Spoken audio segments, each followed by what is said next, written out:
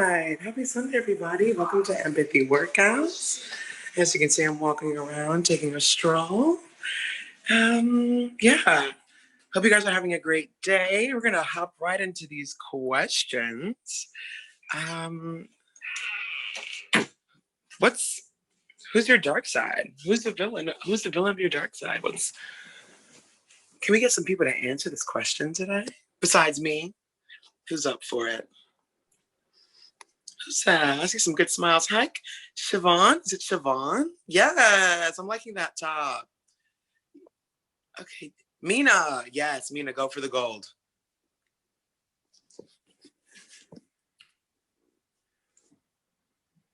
Can we hear you?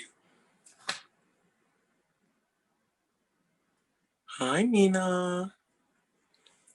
You'd like to answer this morning's question? I think you're on mute, but there you go. Perfect. You can go for it. Dark side of me is that I sometimes feel isolated, and I feel that isolation can make I feel like sometimes isolation makes me feel worse whenever I feel a sense of loneliness. Mm-hmm. So sometimes, like whenever I feel like I need to talk like a therapist or my friends or my family, so I feel that I am a superhero, and the embodiment of my dark side, aka my villain, is, I'd say, isolation. Isolation. That's actually not bad. And or loneliness, whatever that means. Yeah. Cool. Thank you for that. Let me see. Do you want to have anyone else hop in, or am I going to start picking out here? I'll hop in. Yes. Please hop in. Hi. Who's that? I can't see so many different faces up here. If I were a superhero, my villain would be called Miss Cell. S-E-L. And that would be for self-loathing. Ooh, that's a good one. I like that one. That's my dark side. I can have an internal battle where I beat up myself, and I'm a very tough critic, and don't have a lot of forgiveness and compassion relative to myself. All right, Miss Cell, I like that. That's a good one. Thank you, Donna. Let's see. I heard I saw Siobhan raise that hand. Hi, go for it. I don't know if I misunderstood the question, but I was thinking that there's a villain, like that if I could pick a villain to embody my dark side. Yeah, I mean, if you can pick a villain to embody your dark side, or if you have a identity for your dark side, go for it. Well, Cruella de Vil comes to mind. Okay. I just think of her, like she looks so well put together, but she can be very sarcastic. And I think my dark side is when things are frustrating. Like I'm the yes person, but inside I'm just like, if you had thought this out, you wouldn't have to ask me that stupid question. So like the sarcasm is inside, and I'm just like, no problem. Okay, I'll take care of it. Sure. I'm always yeah. So I don't know if that answers the question. It surely does. And you're giving me very Cruella right now with your tops. That's perfect. Thank you, Siobhan. Can I get anybody else? Maybe one more right before we hop into everything. Hi. Oh, I heard two voices. I want both. Someone go first. Okay. I think the dark side of my superpower follows me around with like a blanket and some warm milk so I can go sleepy, and distracts me when I'm, just need to face something or something that I didn't want to know.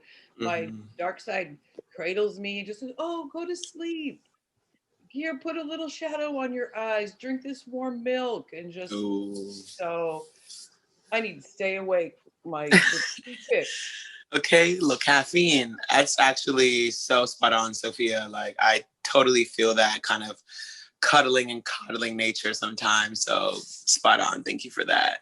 And I saw Megan Lee Joy. Is it Megan Lee Joy? I Okay. was just calling out Sophia, but Oh, okay. I would honestly, that was so on point for me, Sophia. Mine would be like someone, my shadow would have like a furry blanket. Thank It you.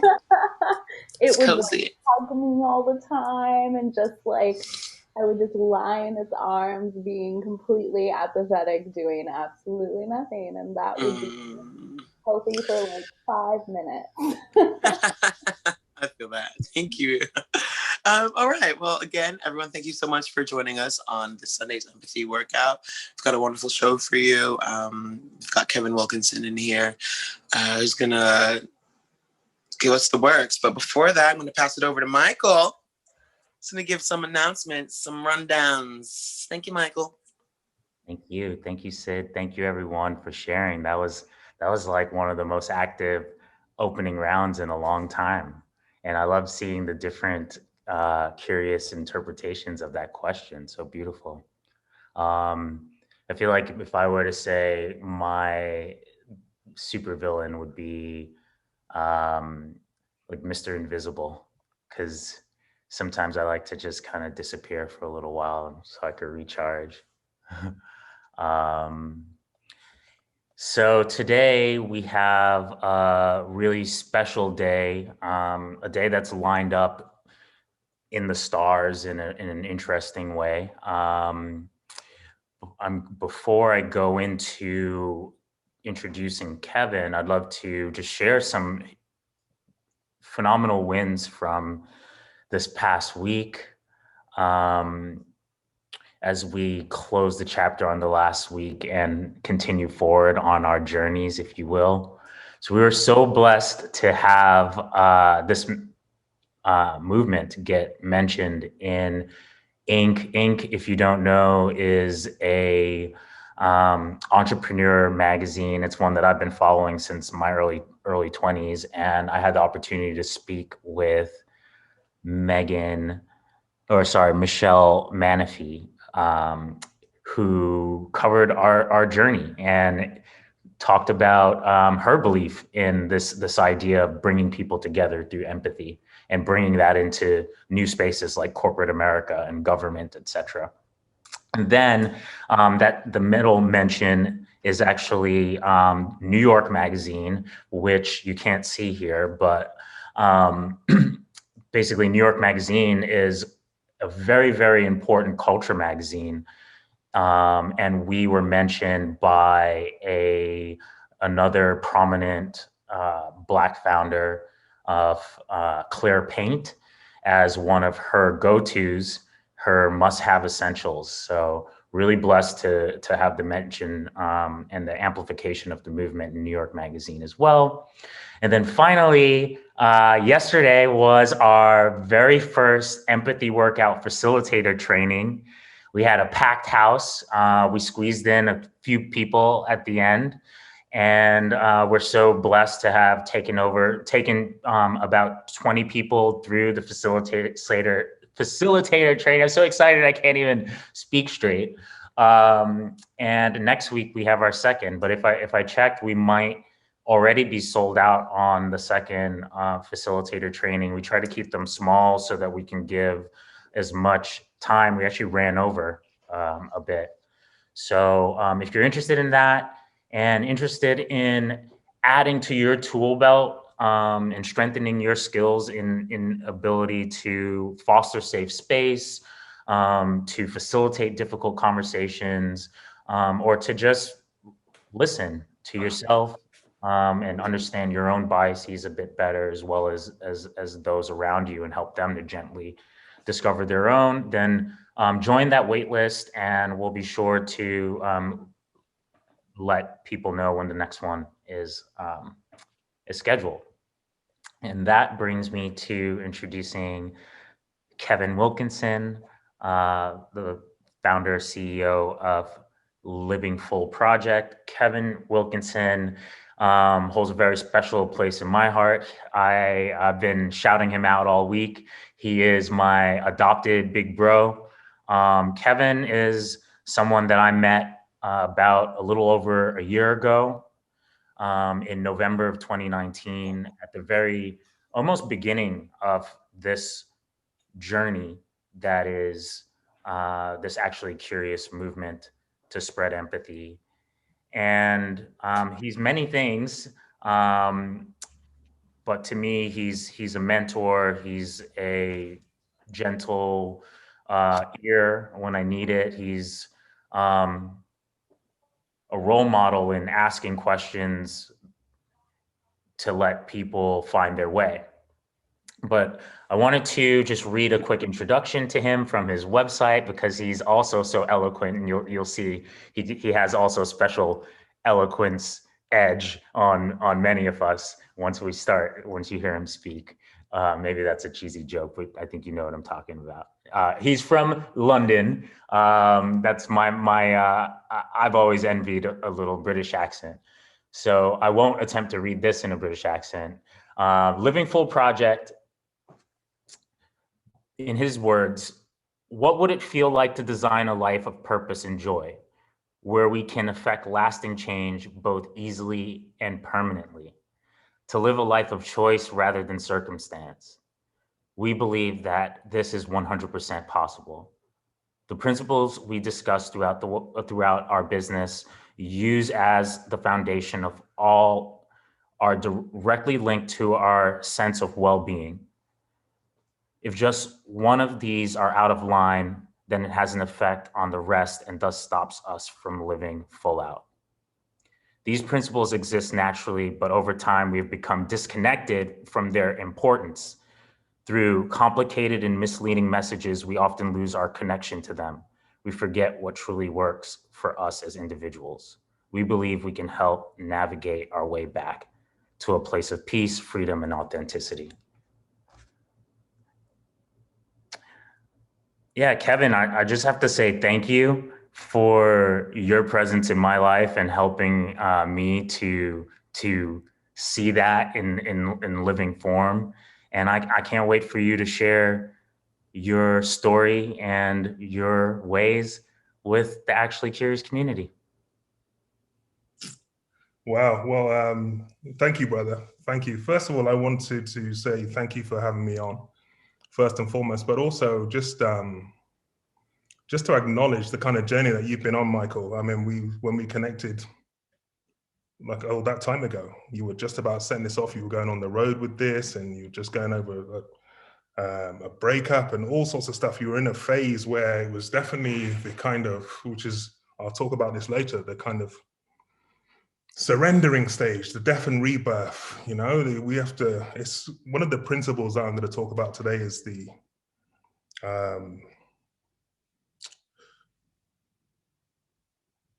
it's about the natural cycles, you know, paying attention to nature and knowing exactly where we are in those cycles. There's something quite rhythmic around what we do. So if we find ourselves in crisis, we know there's another time coming. And I just want to say I'm so proud of you and what you've done and what you've managed to achieve. So just keep up the good work, brother. So I'm going to discuss two things today within the time I've got, and they're kind of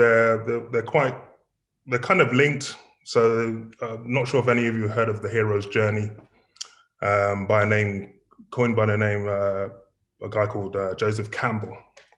And in my work, we use that template, and I'll talk more about that, the hero's journey. But just to quickly surmise, most of your favorite films probably use this same template. Harry Potter, any Walt Disney's use a template for this as well.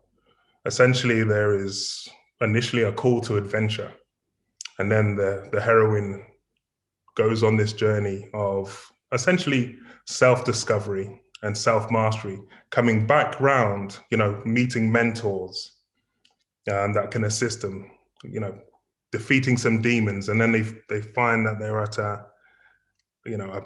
outside a cave or whatever the thing is to defeat a bigger demon, and it's in that process that part of them has to sort of, there's a death and rebirth cycle.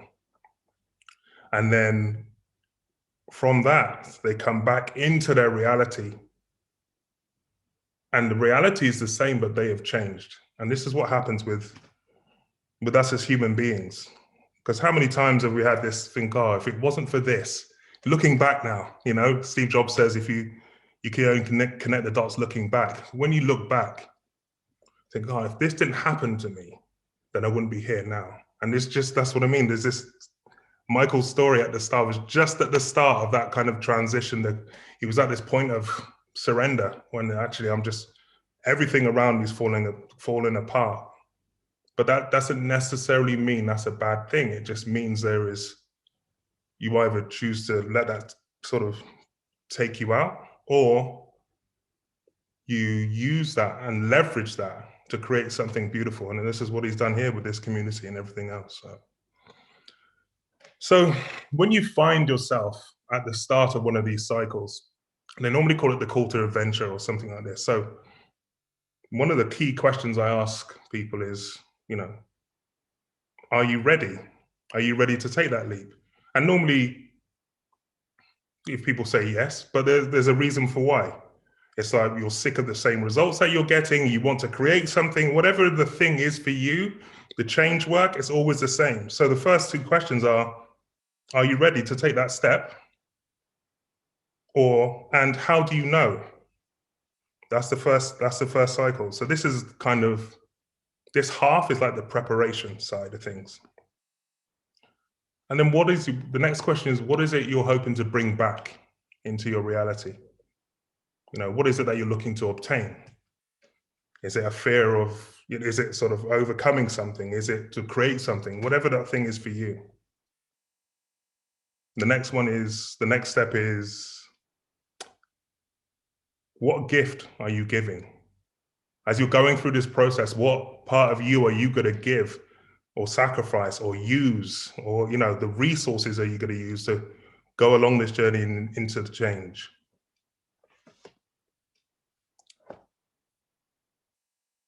And the next one is really key, and none of us really pay too much attention to, I think, is safety. So as you're going along this journey, this can feel quite intense at sometimes. So it causes a lot of tension, you know, and you need to know what makes me safe.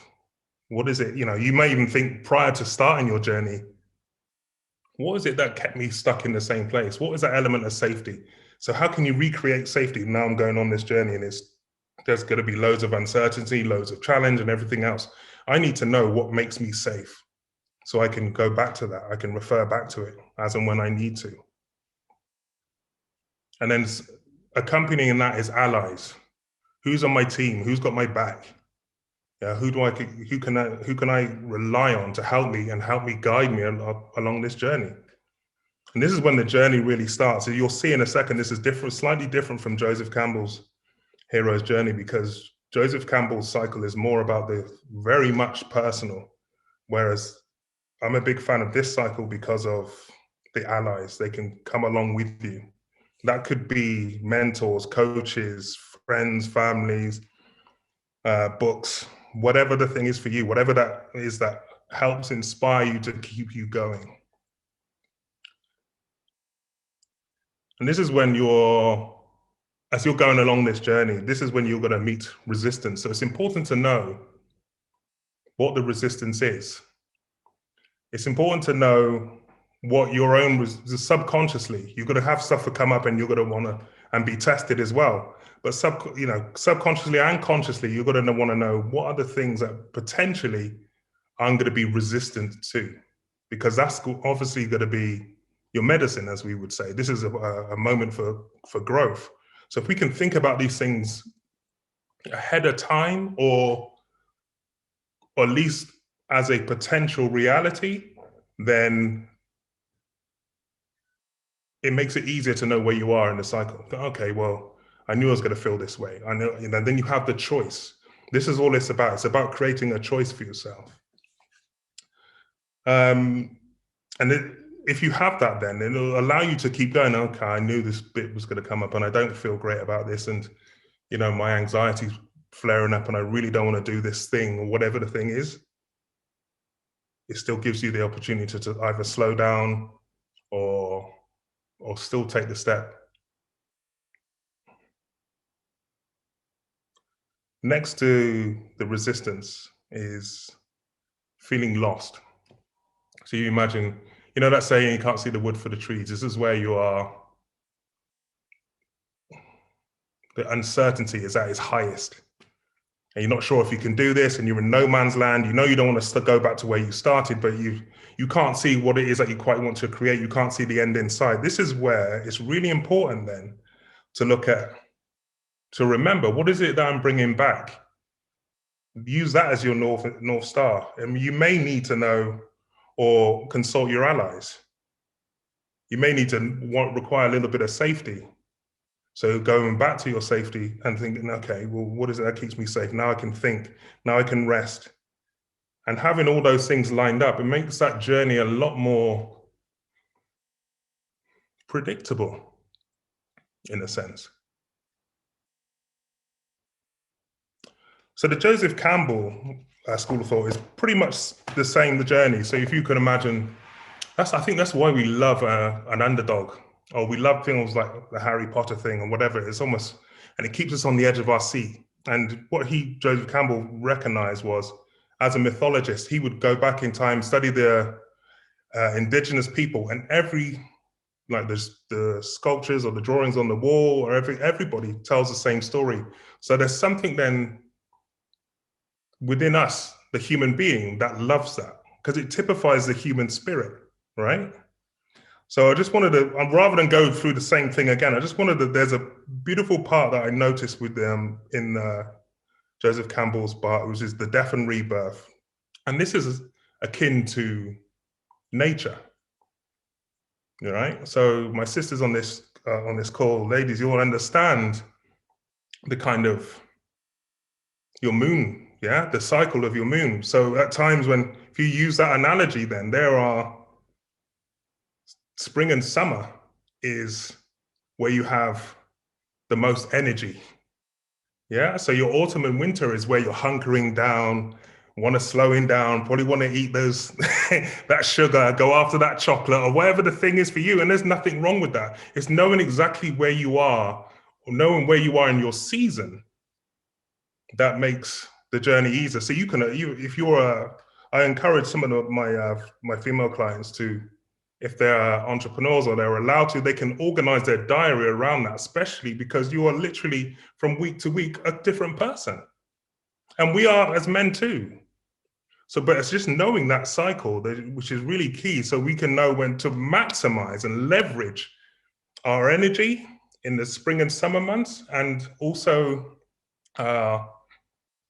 when we need to sort of just slow down, take time, observe, gather our thoughts, and and not try and over push, because this is when you'll burn out.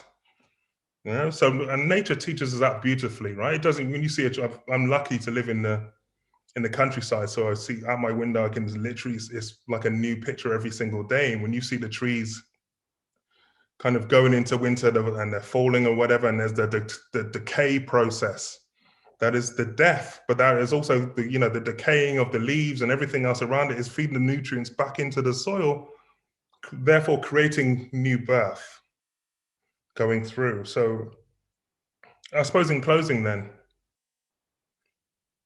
for me, that is what we've lost sense of, is those seasons. And by observing and going back, we're in a beautiful time. What a time to be alive, where literally we're being forced to slow down right now. So therefore the question is, what is it I want to give birth to in this kind of quiet period, in this quiet time?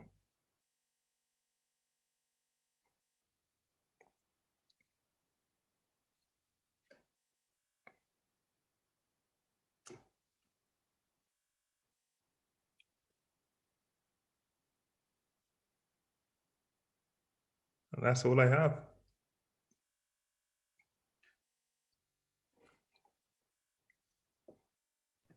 Wow, that was.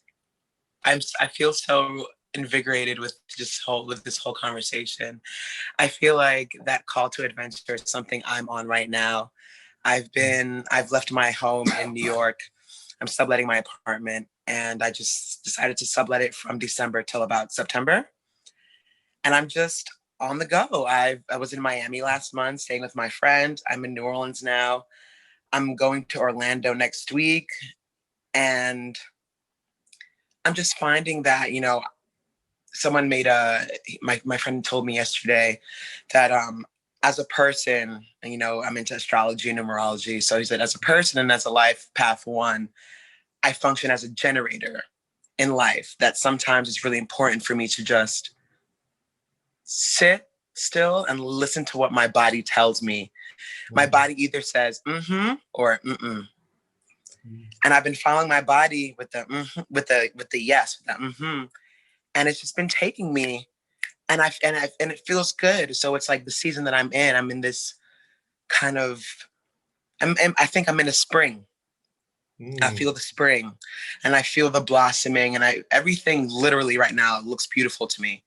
And I don't think I've ever felt this way before. And so I think what you're saying right now is so important for us to be able to really tap into that, pay attention to the moon and what it does for you, because it really does map some shit out. Excuse my language. Are there any questions? Yeah, let's see questions in the chat. I'm on my phone, so or anyone has any questions, please feel free to toss it out there. Yeah, I have one. Donna, yes, go for it.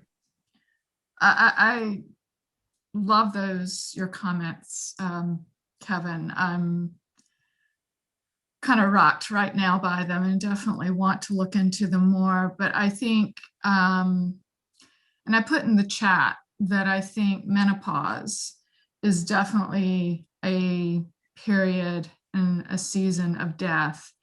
And it's one that can suck you in and you feel totally lost, separated from yourself, and maybe don't even know who you are anymore. And you're looking for that rebirth. But my question is, how can you have faith and believe that there is a rebirth? How can you have some sort of faith and belief so that you can keep yourself going? Thank you.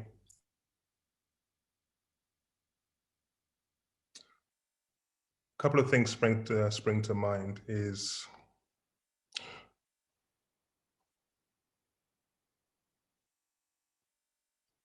in this period of time, especially with menopause, and it can be a prolonged. We're not talking about moon cycles now. This can be a prolonged thing, and not quite feeling yourself and not knowing exactly where you are, and the things still remain the same. Is that there's sometimes the resistance of that, of not wanting to change or whatever, is where we can find our most suffering as well. And if I was to fully let go and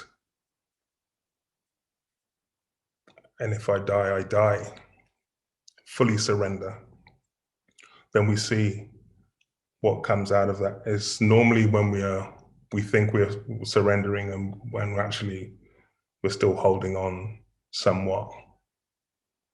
And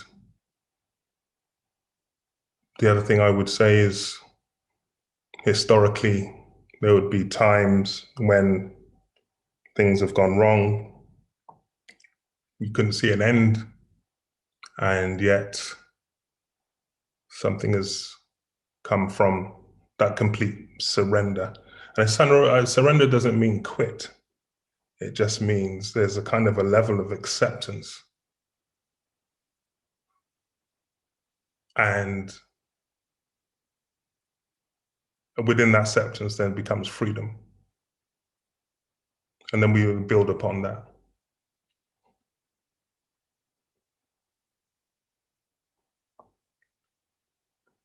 Thank you, Kevin. Thank you for sharing that. And thank you, Donna, for that vulnerable share and for that brave question. I'm seeing a lot of the questions that are coming in here, and I'm feeling the space. I'm feeling how we're handling silence together as a community. Kevin, thank you for setting such a warm and welcoming space. With the questions I'm seeing in the chat, I'm wondering if we just move right into the empathy workout. If you all feel moved to think of bring the inspiration of cycles and death and rebirth. I know that in a really interesting way. I mean, I think I skipped over it because I was a little bit nervous, but today would have been the 51st birthday of my brother Darren, who passed away in October, just before I met Kevin. And I didn't realize that when I booked Kevin on this day, but right after we got off the phone on Friday, I realized like, oh wow, Kevin is going to be speaking on my brother's birthday.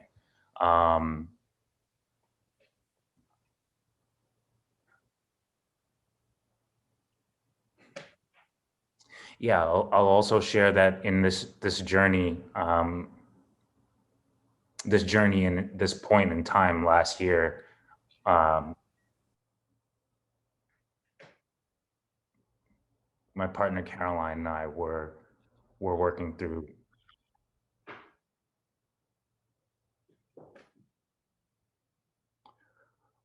potentially bringing a life into this world.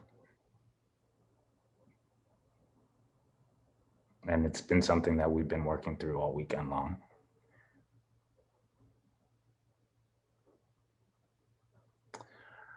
So to have us talking about beginnings and endings and death and birth, and to have the community showing up and sharing vulnerably, I know that it's something that Caroline and I haven't had much opportunity to discuss, and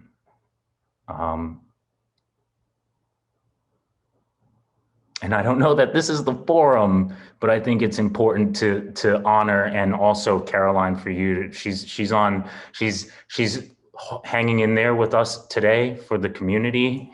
This has been a sacrifice of love across the board, and I'm so grateful for her, and she's off camera, and rightfully so today. But if you all can join me in sending her some love, we're distanced because she's in Copenhagen and I'm here, and immigration and such, so I can't be there with her. If you can join me in sending her some love and sending your arms around her today, I would love that. That would mean a lot as we give to this movement. That's me asking for help and asking you all to be our ally. All right. So with that, let's go into Megan Lee Joy. If you're on the slides, can you go into the slides? We're going to go into we're going to skip the grounding and go right into the empathy workout. It's a slight derivation. You can go right into the rules of, it's a slight derivation of the traditional gameplay. We're going to use the Curiosity Edition. And we selected 4 questions that would help us to think about those fundamental things that make us who we are, and make us live from our heart and our passion. And what we do here is we learn how to actually listen to that intelligence, that language that exists within us and exists within our humanity, one another, that we have to almost break through the programming that we've been subjected to in order to learn. But I think we're on our way, and I can tell from the community's response and how we're growing together that we're on our way. All right, so the rules. Let me go back. All right, so the rules will be, we'll spend about 5 minutes on each question. Once we display the question, use the hand raise tool, and I'll just call on individuals to lead us in. Just keep your hand raised unless you see the next question and you don't want to answer it, then pull your hand down. Because of the timing that we have, we'll spend 5 minutes on each question, which will get us to 2:57.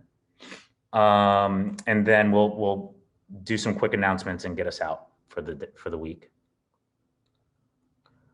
All right, let's go to our first question. And to lead us off is, when do you feel most secure? I'll start. And we can pull the question down. And if you could throw it in the chat, Megan, that'd be great. Oh, actually, if Jennifer, if you're up, I've said enough. I'm ready for someone else to take the mic. Pick me up, Jennifer. I'm sorry.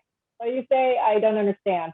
The question is, when do you feel most secure?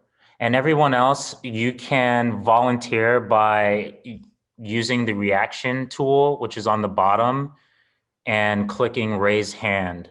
And I'll call on you once we're done. Okay, I'll try and make it quick. But let me say this. When I feel most secure, good question. You know, I always feel most secure when I journal, as well as undergo therapy, as well as taking some time to reflect on myself. That's what I feel most secure about. Thank you, Jennifer. I'm glad that you have those tools to explore yourself. All right, Javier. Same question? Same Sweet. question. When I'm around people who I care about and love, and I know that that's reciprocated, specifically like my best and closest friends.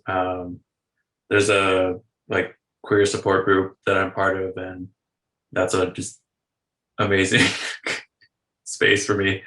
So yeah, just knowing that I'm around individuals where I can honestly like be my full self. And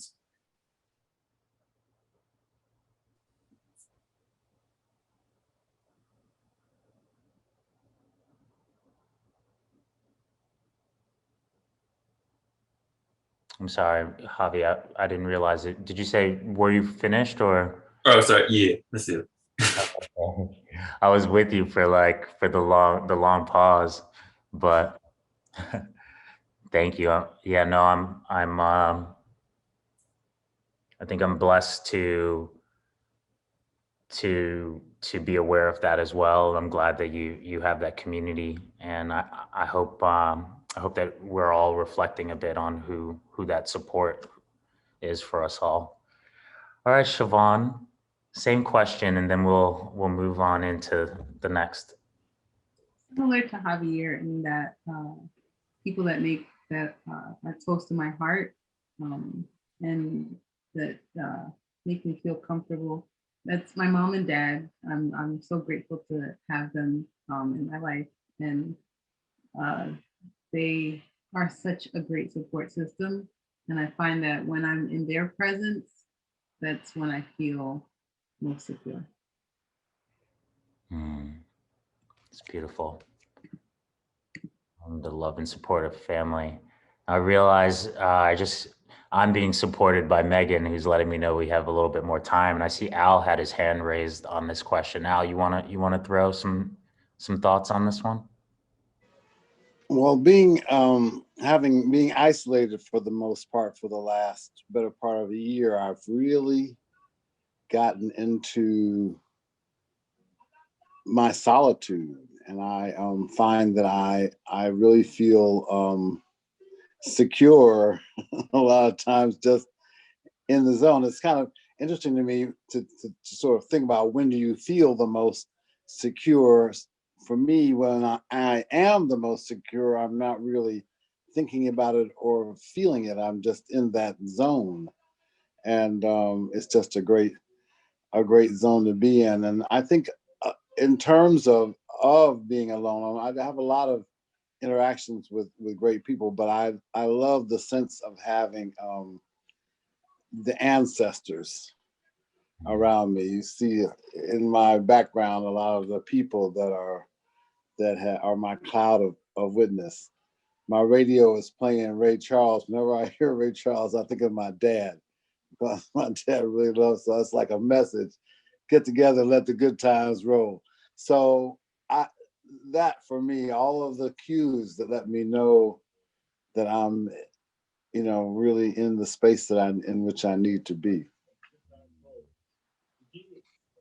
Love that, Al. I love that you've curated your space and surrounded yourself with your own. I love that idea of curating your mentors around you. You got Ray Charles right in the background.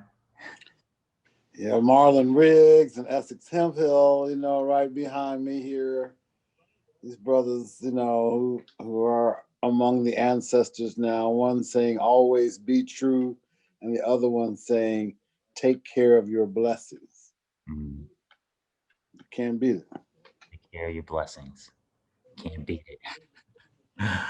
Love that. Thank you, Al. There are a couple in the chat here I'll read out. Serene said something really beautiful. I want to make sure to share her words out here. And y'all, you can always share in the chat if you feel more comfortable in the round. I feel most secure in the company of my fellow woman. I realize just how much I need to have the humans who share the same external experiences as me in this world around me. That's beautiful. And definitely something I can relate to. All right. So our second question, which we'll spend 5 minutes on, explores what we're willing to fight for. What are we passionate about? What are we willing to put that extra effort, lay it on the line for? What are we willing to fight for?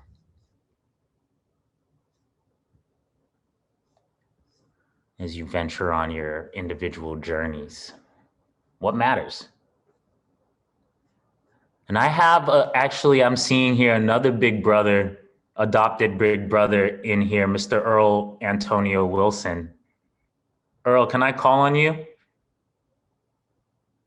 to share what you're willing to fight for? Sure.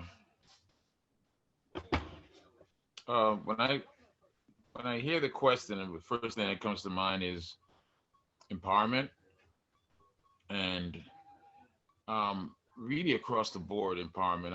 I'm an attorney by trade, and so I find myself fighting for the empowerment of my clients on a regular basis, daily basis, all different kinds of cases. But I think generally my way of looking at the world is about having people have their rights and have their rights addressed on various levels, um, whether it be their civil rights, human rights, um, their right to live in the neighborhood of their choice, um, their right to not be discriminated at work, against at work by the employer, their right to be not discriminated against by the government. Um, I think about that more so than anything else when I'm responding to that question. There may be some other elements to it as well, but that's my first thought. Thank you, Earl, and welcome to your first empathy workout, sir. Thank you. Thank you for inviting me, and I'm happy to be here, young brother. All right, Sophia, what are you willing to fight for and why? Wow, I love what he just said. That's really what I was going to say. I'm not a lawyer, but really this oppression and the mess that we're in, that it doesn't seem like anything else is worth my time. Looking back at the things I've cared about before, my journey with, anti-racism and oppression, and nothing else matters. That's what I'm willing to fight for, is embarrass myself and screw up and have people not like me. I'm willing. There's nothing else for me now. I feel like my life purpose. I signed up for the training you guys have next weekend. It's just part of my life process. There's nothing else worth my time. It's because we're all oppressed. There's no freedom for any of us until this gets better. And it's getting better. So I'm willing. Oh, thank you for that, Sophia. We need all the hands we can get out here. Feel blessed that you found that calling and that you'll join us to learn some of our tools. And it's actually a really great segue because Cynthia was at our training yesterday. Welcome, Cynthia. Hi, thank you so much for sharing. It's so empowering to hear Earl and Sophia's talk about what they're fighting for at a grander scale. Mine is very individual. I've been going through a very individual journey in the last almost year. And I feel I share a lot of what's been going on with me in my life after losing my husband, because I was such a wife. You know, it was like all about my husband and about the wife and about the kids and about all this and wanting to please him and keeping our life a certain way. And now finding freedom and peace of my own, you know, like having everyone move out of my house. I'm kind of in the same place where Sid mentioned, where I feel I'm still definitely in the winter, but I get so inspired by people who have let go of everything and started traveling and staying with friends. And I mean, even like literally cut my hair off last week, all of it. And I said, why am I coloring my hair? Why am I, you know, who am I trying to please? This isn't about anybody else. I don't have a husband. I don't have to like be a certain way, you know, to catch a man or to whatever. It was more of like, no, I'm going to live me. I'm going to find peace. I'm going to find serenity and redefining like what Kevin was saying. And Kevin was my husband's name. Well, still is. He's just not here anymore. And I just thought, you know, his, you know, our wedding anniversary is next week and his birthday is in a couple weeks. So, you know, what you were saying about your brother, all of that is just, I know how painful it is, you know, and I know that I get to fight for peace in my life. And I hope to God that I really get to empower other women to live in that peace in now, you know, instead of waiting for something to really challenge them to find peace and to reinvent myself. And I hope that I can be, you know, maybe a leading light of some sort. Oh man. Thank you. I'm lit up every time you share. That light is shining so much. My condolences. I'll be thinking about you next week. And I am, you know, as awkward as it sounds to say, I'm grateful for your rebirth in this moment, in the present, as complicated as that is. You brought me here, Michael. I'm so excited about how whatever my path looks like. I just want to be in support of this awakening that you have. I mean, what you guys are doing, I just want to be part of it and I want to be helpful, and it brings me peace and joy. So I'm here. However you can need me, use me, I'm here.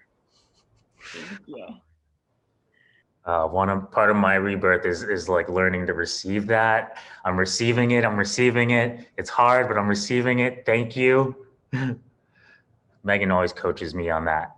All right, so let's move into the third question, which is what makes you unique? Yeah, love on yourself. What are those foundational elements? You know, take a moment, breathe into yourself, see if there's something that comes up.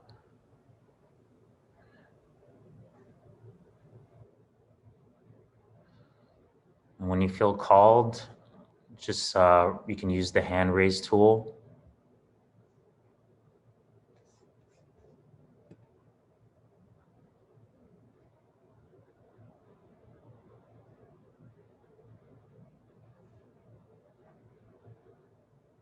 Jennifer, if you feel called, don't hold yourself back.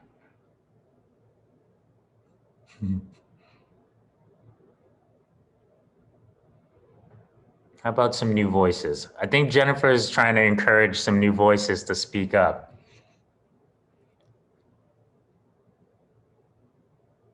And I'm taking her lead. Beth?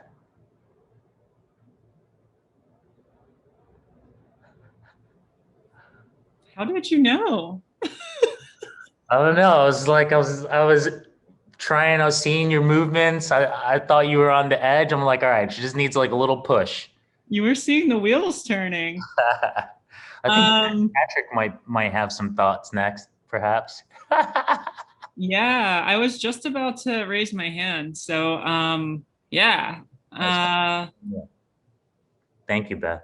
I'm always able to find humor in any situation. I'm always honest. I don't care what people think, and I don't feel the need to like suck up to people or like overcompensate or overdo it. I just like try to be straightforward and natural.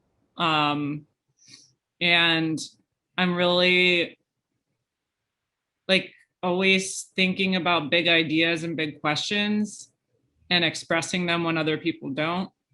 And I like to dance a lot. And I like to tap dance specifically, which is sometimes weird to explain. And yeah, lots more things. It's fun to think about. Oh man, I really love how you just went with it. It's like the mic is on, let go of the filter and just let it out. That's like the best way. Thank you for taking us on that journey. And I see Patrick shared on the chat, so I'm gonna read his out. What makes Patrick unique? Patrick, you want me to read it out or are you gonna go? Well, you've called me out, so I'll go ahead and share it. But hearkening back to the conversation that Sid started the group out with, I feel as though there's a parallel here, because what makes me unique is also the dark side of my superpower. When I'm at work, for example, I have this ability to pivot from one thing to the next, one conversation to the next, and on and on. And even yesterday, Saturday morning, I woke up at 6 and I ran and I went to the farmer's market. I did some laundry and some grocery shopping. I picked up the dry cleaning. I did like 8 things before 10 a.m. And, it's just checklist oriented. But the dark side is what I'm reflecting on in the last couple of months is what I'm missing in terms of from an experience and wrapping it up before I jump into the next thing. I just feel as though I might not really be in the moment often enough. Is where it's really where I'm landing with regard to the question. Wow, that's beautiful, Patrick. Thank you for that display of self-awareness. I'm on the opposite spectrum, Patrick. I'm feeling guilty about not crushing well, you know what? I actually do a lot of self-reflection in the morning. But so maybe I'll try and grab some of your dark superpower, send you some of mine. I'm not selling it. Well, Megan, let me know we can do one more. Carrie, do you feel called? Since I'm calling people out this round. Woo.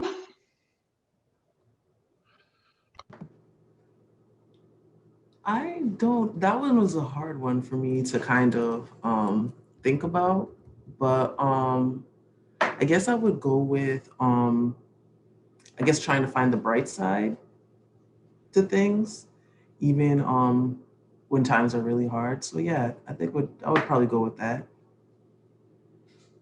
That's beautiful.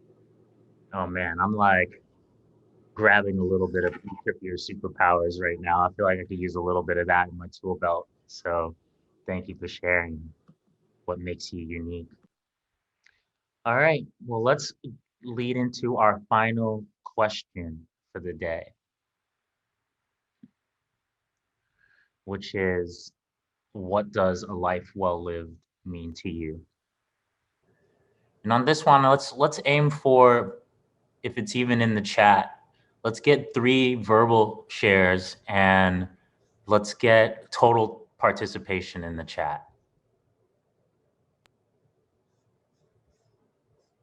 Let's push ourselves. Just give it a shot. Be messy, make mistakes. You can answer these questions over and over and over again. I think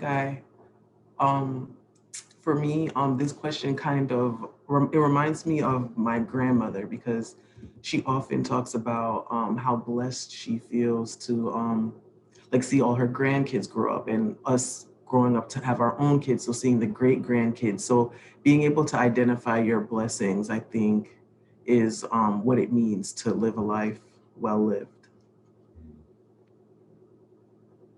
Thank you, Carrie. All right, Sid? For me personally, I think a life well lived. I was really thinking hard about this one. I have so many things.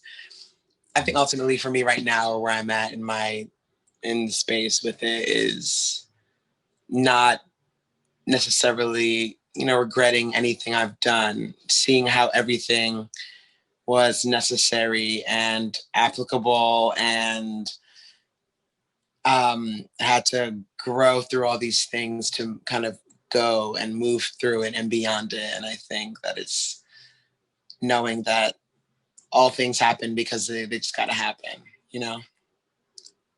Yeah, I think so. Yeah, I think that's it. There it is. Still thinking about it. Sounds like acceptance, surrendering. Ooh, acceptance. There it is. Thank you. Acceptance. All right, Sophia, then Siobhan, and then I'll close us out. Yeah, that's what I was going to say when Kevin sort of explained about surrender. So the more I get to practice the surrender and allowing what is, and let go of my resistance, the better I get at that, the better a life well lived. So what everybody just said. Doubling down. All right, Siobhan. And Siobhan, I think, Sophia, I recognize you from, this is not your first empathy workout, right? Second. And Siobhan, this is your first? My first. Okay, where are you calling in from? Brooklyn, New York. BK in the house. All right, we got a few BK present and a few former. All right, Siobhan, what's a life well lived mean to you? I think similar to, I noticed Beth's comment in the chat, just having a balance between doing good things for others, but also taking care of me. So can I say that I have at the end of the day, done what I think I would want someone to do to me? Have I treated my family with love? Have I gotten that same in return to some degree? And if I can have that balance, I would think that my life has been well lived. I love that. Sounds like a balance of boundaries and kindness. Something like that. Or maybe I'm taking your words and then internalizing them and then putting them back out as what I'm taking away and what I'm enjoying from it. All right. So to close it out, I'll share my answer to that question, which is, I think my answer shifts on this question a lot, but it's a fun one to look and visualize for it. And right now, it's a life where I create the space to explore my curiosity. And with that, I'll bring us to a couple announcements for the weeks ahead, and then an intention for the week ahead. This one is almost a teaser. We will be hosting our second empathy workout training next week. It is full as of just before the start of this event. So sign up for the wait list, and I'll actually tease the last bullet, which is sign the We Claim 1% pledge. That is our banner out into the world for people who want to be a part of a movement of 1% pledging to spread empathy and advocating for human rights. That is also a place where we send out our missions and light ways that you can help advocate for human rights alongside us. And next week, we are excited to, I'm so kind of lost in the program. Caroline, do you feel called to help me tease this one for next week? Verbally? I don't want to put you on the spot. Next week, we have a good friend of Caroline's coming in, who is a Danish born but BK based activist for LGBTQ plus rights. I'm trying to buy a little time to get her name so I can honor this. I got it. It's Michaela Brown. Michaela Brown. Danish American artist, organizer, and activist, and she works with the Black Women Collective. And she's recently just founded Justice for LGBTQ+, which is an organization in New York that works with the communities and the shelters in New York. So very excited to get her perspective and her story next week. Yeah, I'm really excited to meet her and to have her share her story and her journey with us. And that brings us to our closing intention, which serendipitously feels right on theme with the discussion today, which is I find support and strength in community. Yeah, I think if I were to be critical of myself, this one was a little harder to get through, but I surrender. And at every second, people on the team, the community, you all have spoken up. I feel like you've all picked me up and supported me. I'm happy to be modeling what vulnerability and asking for help looks like. And it doesn't need to be perfect. This work is not perfect. So I encourage you all to take this as a inspiration, to think about who the support is in your community, who your allies are on your journey, and ask them for help and lean into the strength that comes from vulnerability.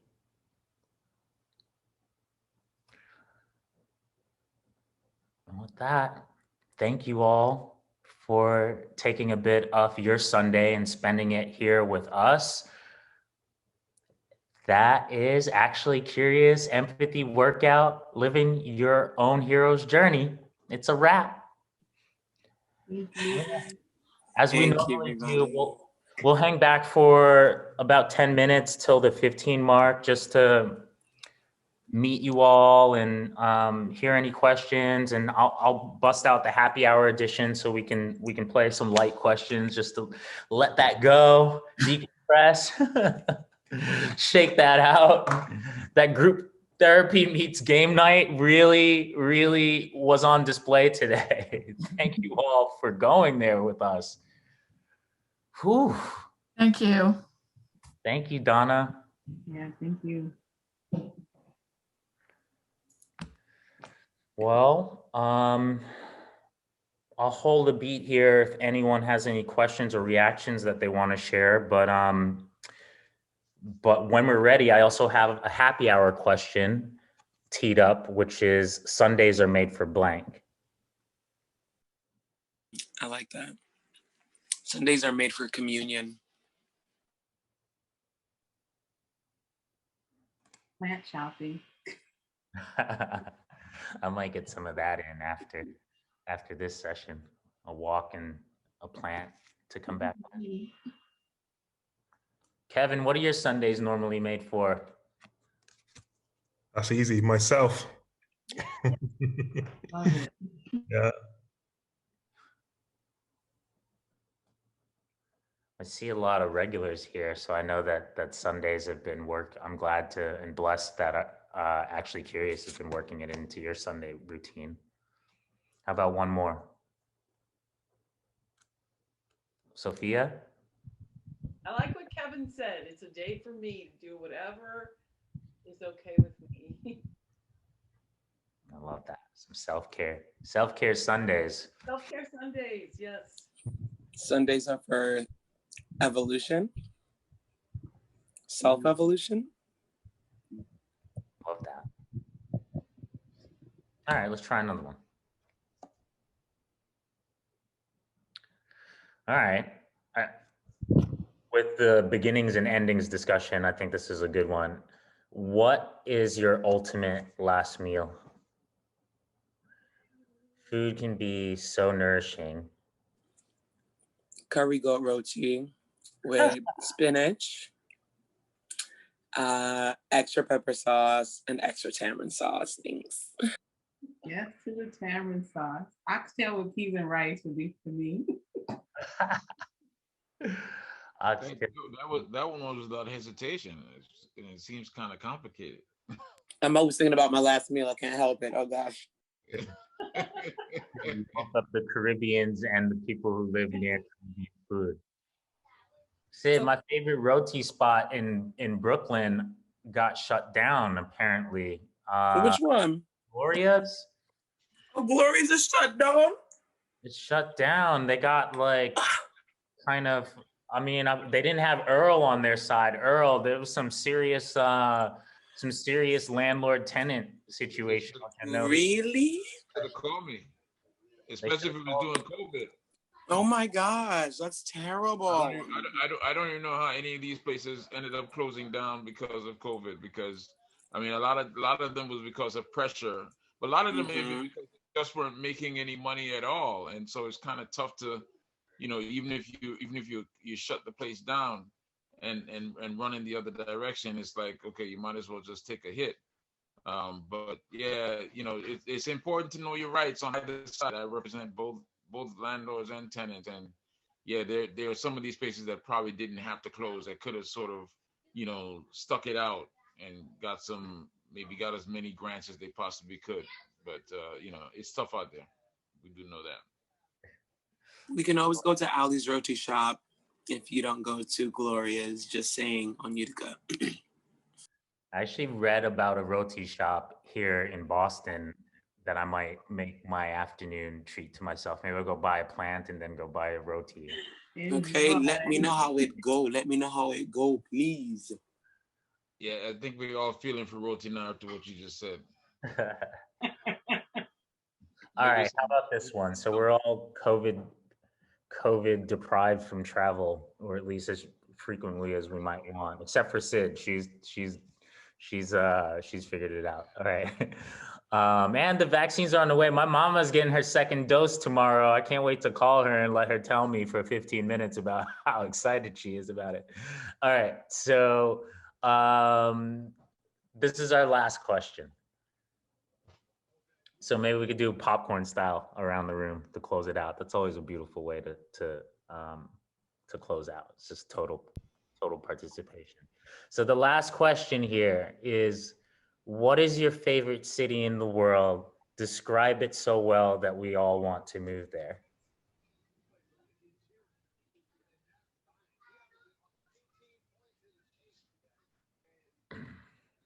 I'm gonna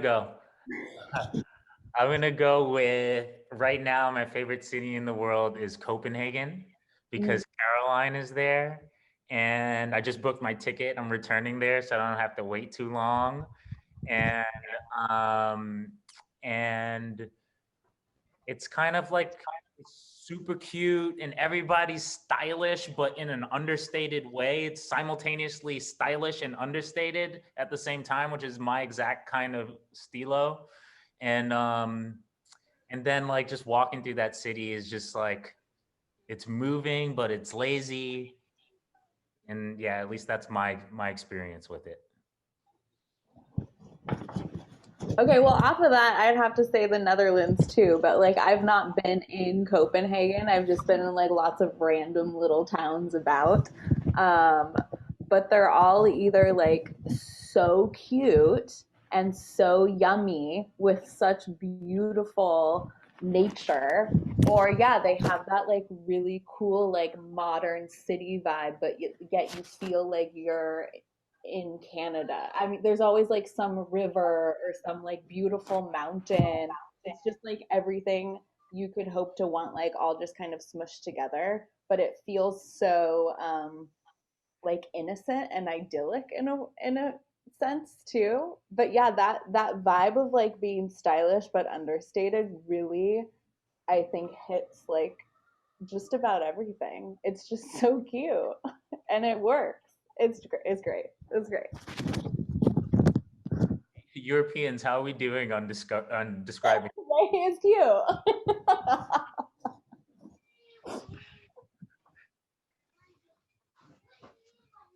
Earl, what's your favorite city?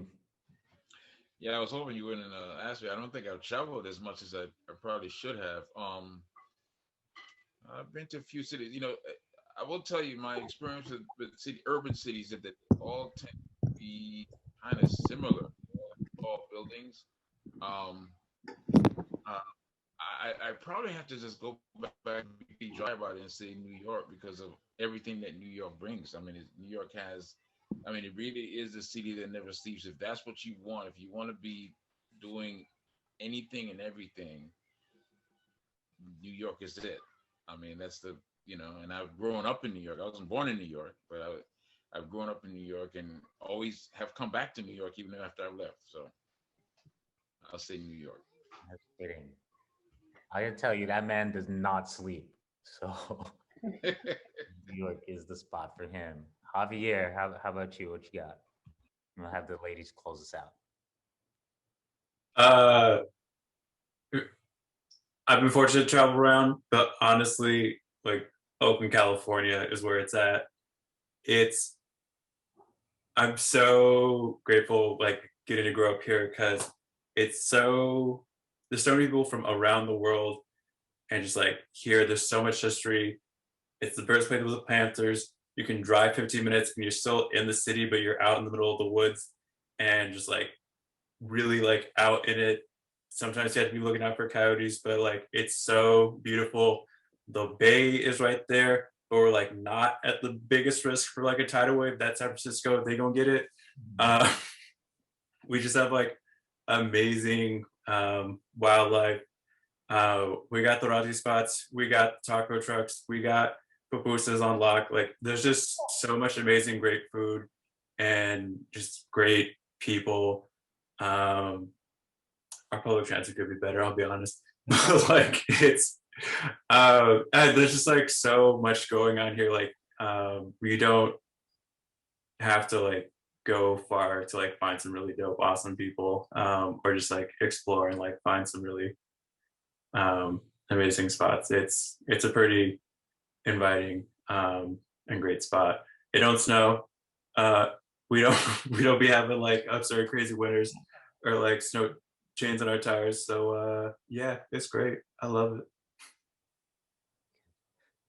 Awesome. Oakland would definitely be a city in the States that I'd live in. And Kevin, I almost skipped you. You're not off the hook. I was thinking, I was like, oh man, there's two places, but I'm going to keep, so Bali would be one for me, Ubud in particular, but I'm probably going to go with Barcelona, keep it European.